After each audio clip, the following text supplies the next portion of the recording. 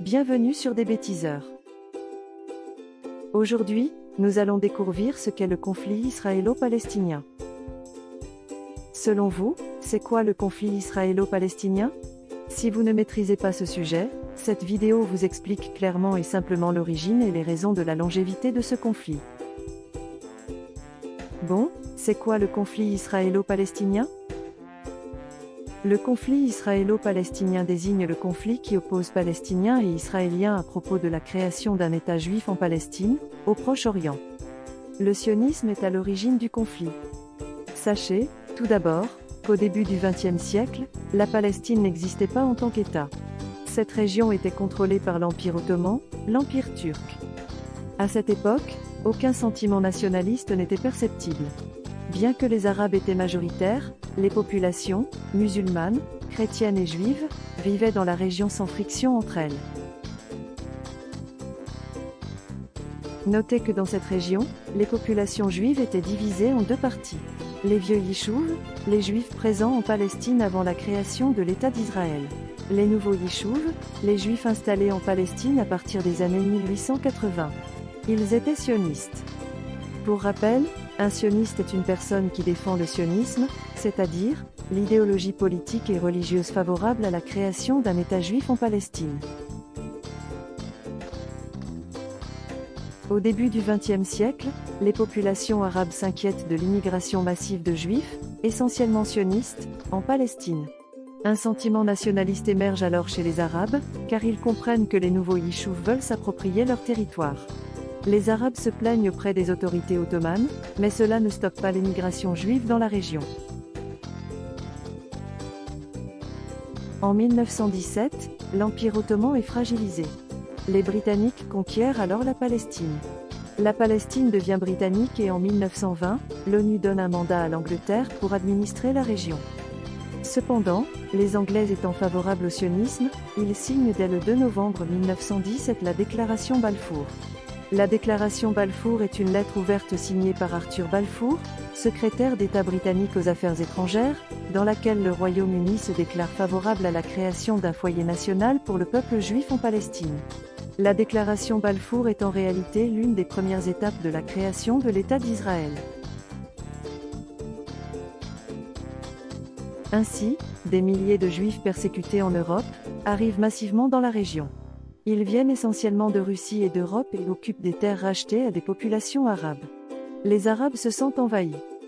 Du coup, dès 1920, les premiers affrontements entre Arabes et Juifs commencent. Dans les années 1930, la situation se dégrade et éclate la grande révolte arabe. Les Arabes attaquent les colonies juives et l'armée britannique. Pourquoi les Juifs voulaient-ils créer un État juif en Palestine? Notez, avant tout, que le sionisme a été créé par Theodor Herzl. En 1896, dans son livre L'État des Juifs, Herzl note que les Juifs étant partout persécutés, il faut un État pour les Juifs.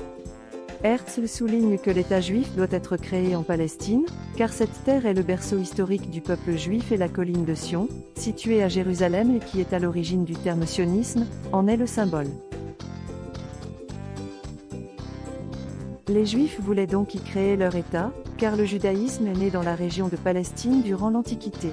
Par ailleurs, le livre sacré des Juifs, la Torah, a été écrit et raconte des événements ayant eu lieu en Palestine et plus précisément dans la ville de Jérusalem qui était le lieu saint privilégié des habitants de Judée.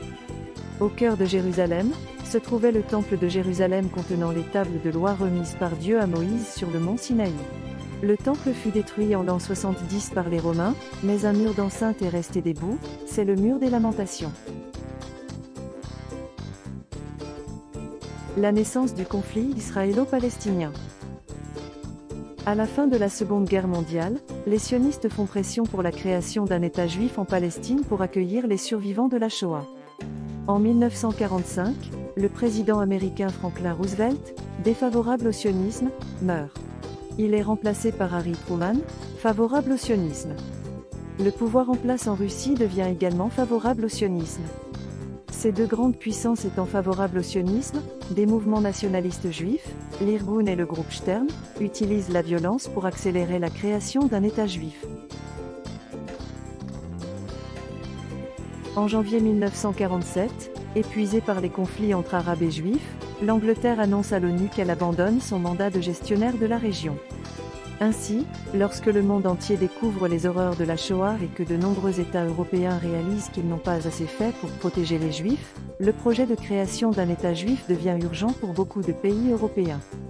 Sachez que les pays de la Ligue arabe, Arabie saoudite, Égypte, Irak, Liban, Syrie, Transjordanie, ont exprimé leur tristesse et indignation par rapport à la Shoah, mais ils ont refusé unanimement que les Palestiniens subissent à la place des Européens la réparation et la solidarité due aux Juifs. Toutefois, sous la pression des États-Unis et de la Russie, le 29 novembre 1947, l'ONU propose un plan de partage de la Palestine entre les 600 000 Juifs et les 1,3 million Arabes de Palestine. Ce plan propose de diviser la Palestine en 3 parties. Un État juif. Galilée orientale, longue bande côtière et désert de Negev. Un État arabe. Galilée occidentale, centre de la Palestine avec Samarie et Judée, région de Gaza et l'ouest du Negev. Jérusalem prend le statut de zone internationale sous contrôle de l'ONU. Ce partage est perçu comme favorable aux Juifs, puisqu'ils bénéficient de 55% du territoire, alors qu'ils ne représentaient que 30% de la population. Cependant, 33 pays votent pour, 10 pays s'abstiennent et 13 votent contre, ce sont essentiellement des pays arabes. À la suite de ce vote, depuis le musée des Beaux-Arts de Tel Aviv, David Ben Gourion proclame le 14 mai 1948 la naissance officielle de l'État d'Israël. Les pays de la Ligue arabe s'opposent fortement aux conditions de la création de l'État d'Israël et déclarent immédiatement la guerre à Israël. Ils attaquent Israël le 15 mai 1948. C'est le début du conflit israélo-palestinien. Ainsi, depuis 1948, par période, plusieurs affrontements ont lieu, des intifadas ou guerres des pierres pour montrer la différence de moyens entre Palestiniens et la puissante armée israélienne, éclatent, mais Israël, militairement mieux équipé, sort systématiquement victorieux. D'ailleurs, dès l'affrontement de 1948 à 1949, Israël profite pour élargir son territoire de 23%, Israël se retrouve avec 78% du territoire au lieu des 55% prévus dans le plan de partage de l'ONU, récupérer une partie de Jérusalem, Jérusalem-Ouest, proclamer, en 1949, Israël comme sa capitale.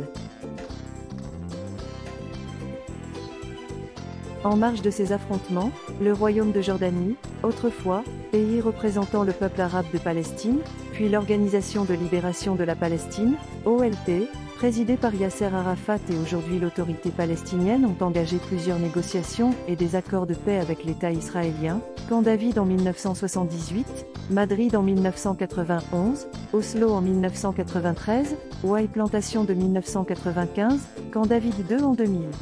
Cependant, le conflit perdure et les morts, des deux côtés, sont beaucoup trop nombreux. À l'heure actuelle, d'une manière générale, les points de friction dans les négociations entre Palestiniens et Israéliens sont les suivants. Reconnaissance mutuelle des deux peuples, la création d'un État palestinien aux côtés d'Israël et la révision de la superficie réservée à chaque État, l'arrêt des colonies israéliennes dans des territoires palestiniens occupés, le statut de Jérusalem et le contrôle des lieux saints, le partage de l'eau, le statut des réfugiés. Enfin, retenez qu'à ce jour, l'État de Palestine n'a toujours pas été créé. De plus, des conflits inter-palestiniens ont conduit à la division de la Palestine en deux. Aujourd'hui, le Hamas, groupe islamiste, contrôle la bande de Gaza et l'autorité palestinienne, présidée par Mahmoud Abbas et reconnue par l'ONU, contrôle la Cisjordanie. Abonnez-vous à notre chaîne, laissez-nous un like et un commentaire si vous avez appris quelque chose dans cette vidéo.